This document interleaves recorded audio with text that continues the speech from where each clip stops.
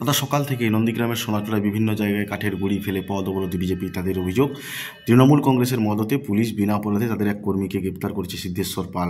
2021 সালের বিধানসভার তুলনায় 2023 সালের পঞ্চায়েত নির্বাচনের ফলাফল বলছে সোনাচূড়া অঞ্চলে বিজেপির পায়ের তলার মাটি সরে গেছে।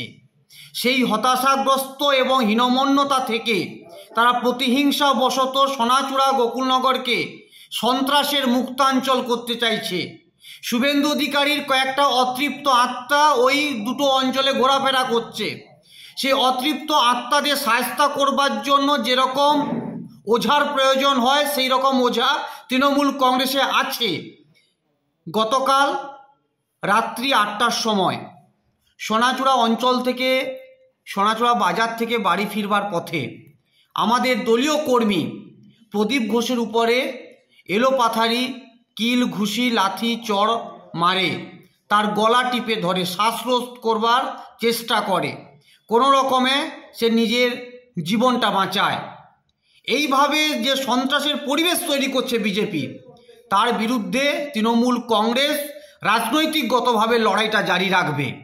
বাপ্পাদিত্য গর্গ, নন্দীগ্রাম 1 নম্বর ব্লক, তৃণমূল কংগ্রেস কমিটির সভাপতি।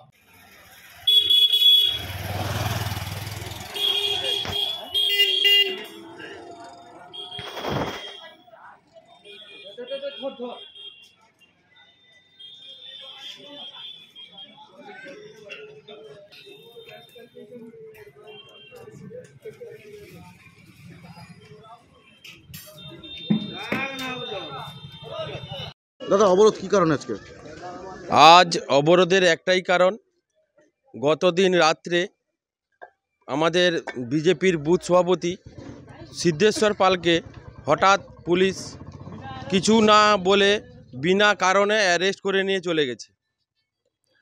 তারই প্রতিবাদে আমরা আজকের 10 নম্বর অঞ্চলের সব কর্মী সমর্থক মিলে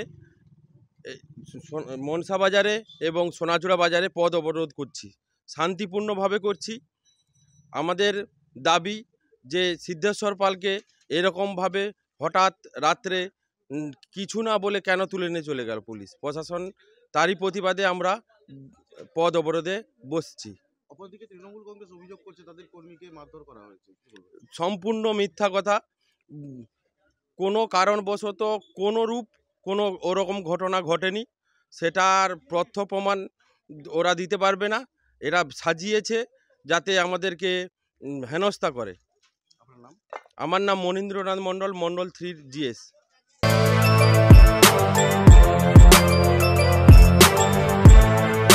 এখন অনেক বড় শ্রী লেদার্স হাওড়া ময়দান। আপনি কি জটিল কিছু সমস্যায় ভুগছেন? সমাধান পেতে চান? যোগাযোগ করুন প্রখ্যাত জ্যোতিষ ও তান্ত্রিক মনসারাম ভট্টাচার্যের কন্যা মনসা কন্যার সাথে।